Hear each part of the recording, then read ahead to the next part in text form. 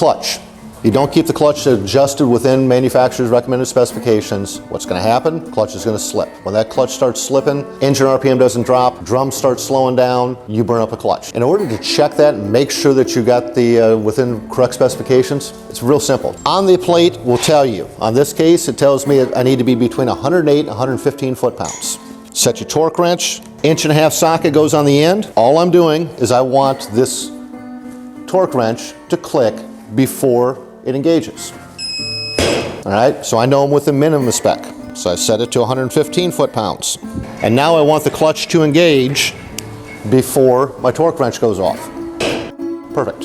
As far as how to adjust the clutch, because you're going to have to do that, consult your operation manual or bring it into your local dealer, have them do the adjustments for you.